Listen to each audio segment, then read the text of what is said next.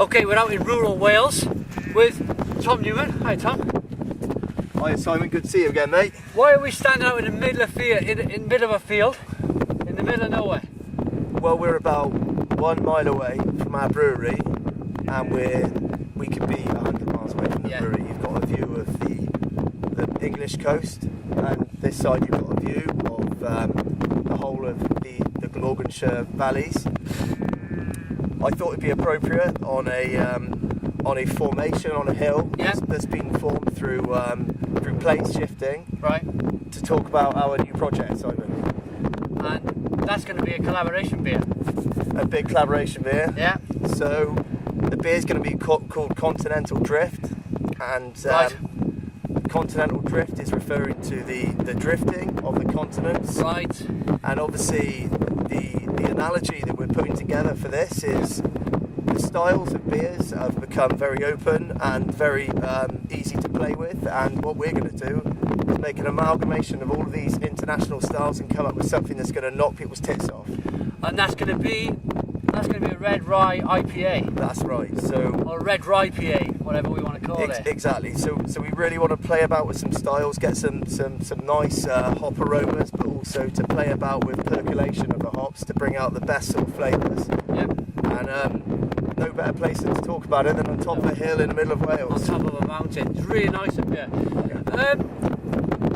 The brew then, we're going to be doing it live on YouTube. It's going to be YouTube's first ever live commercial brew. We put it out over the last few days, so you might have somebody doing a kitchen home brew in the house, but that's not going to count. What do you think the challenges are for us with this live brew? Well, I think we want to mix it up a bit. I think we want to do something a bit different, and I think a possibility could be that we do this in silence, and that we disguise everybody in a different method of disguising, which perhaps we can leave as a surprise for the evening. Right. But we also want to make everything as visible as possible. So we need to work out some kind of coding, some kind of signing, so people on YouTube can understand what we're doing, when we're doing it, and how we do it, and really bring in a passion into the production process, and to show people how we bring that passion and flavour into it, and convey it in a way that's easy to understand. I think an idea for you guys out there to put your ideas across to us would be on the brew day or before. Give us your suggestions on Twitter. It's BeersTom, @BeersTom. Send your questions, or Real Ale Today, or the Celt Beers. Yeah, Celt Beers on Twitter. So send your questions. And watch this space. Yeah, watch this space. Thank you, Simon. Cheers, Tom. Cheers, mate. Cheers, Tom. Cheers, Simon. Cold up there. Freezing.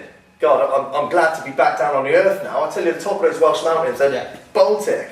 Is that where we're going to get that rare Welsh malt you were talking about, from the top of that mountain? Or do we have to go up there again? No, we're not going to go back up there. I think it's a lot easier going to Ceredigion, where we get the malt from. But yeah, I mean, the Welsh malt is a big part of this beer. Yeah. Because we're a Welsh brewery, and we want to use something that can really throw out something in our culture, you know. So we want to put in some continental hop flavours. We want to bring in some rye malts and the sour notes you get from the rye, but we really want to throw in something from the land that we're brewing this beer, which is obviously the Welsh barley itself, you know. Brilliant.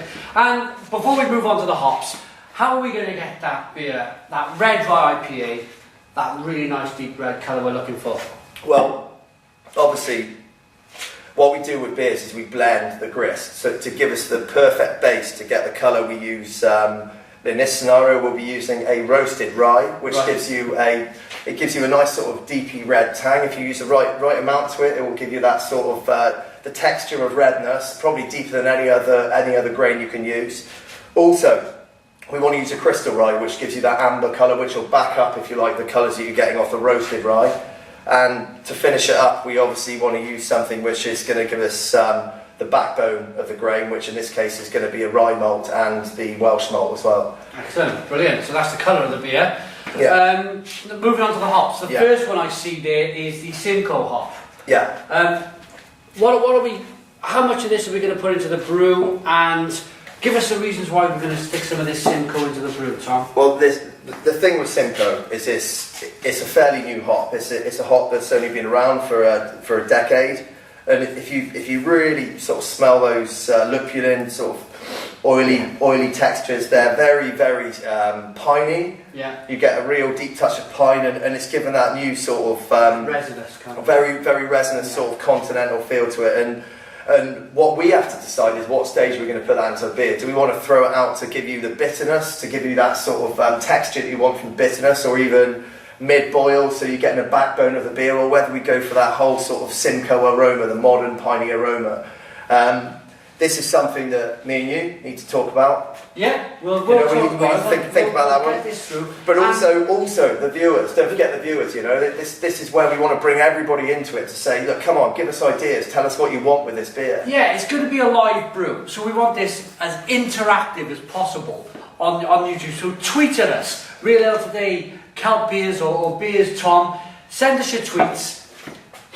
How much of this Simcoe, how many of the other hops we should be putting into this beer. We will listen, we'll do this interactive brew live on YouTube. Exactly. So the second hop. So this one, this is more European style. So we've got Magnum here, which is grown in Poland. This variety we've got here. So the notes I really want you to try and pick out here are the spicy notes, because we really want that deep spice.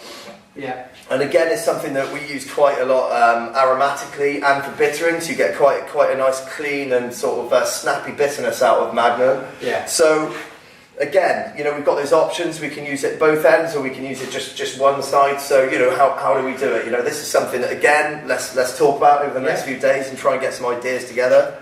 So just to finish, this is a hop that I've been using a lot of recently. Again, it's another US hop. This is Summit. Great bittering hop. It's got a nice alpha on it, but it's also a fantastic citrusy grapefruit sort of finish on a beer, which works really well when you're using quite a sweet-based malt. Yeah. Because it gets that kind of sweet, tangy, sort of fruity balance. Again, you throw this in with these hops. It's just, you know, powerful, fantastic, you know, for this kind of thing. So we're working these all together to see how we can amalgamate them, but also we want to throw some more ideas in. We want at least 5. What do you think? 5, 6? 10 different hops. Yeah, you know, we want to throw it in there. How many different hops should we be putting in this red rye IPA? It all smells and it all sounds very new worldy.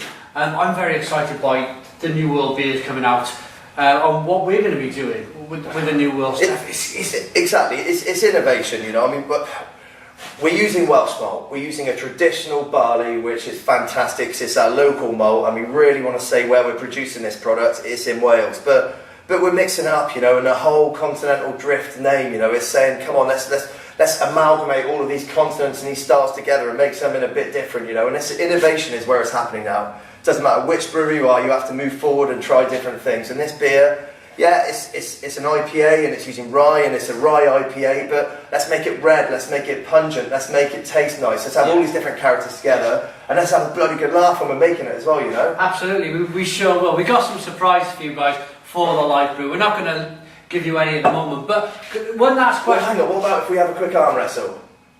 What, right now? Yeah. Yeah. Do you want to arm wrestle? Come on, let's arm wrestle. Yeah.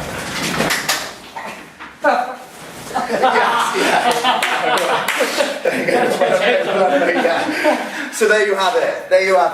Tom won the arm wrestle. I won the arm wrestle, so that's 1-0. But he's going to get revenge with throwing some big hops at me over the next few days. Absolutely. Yes. Are we going to bottle this beer?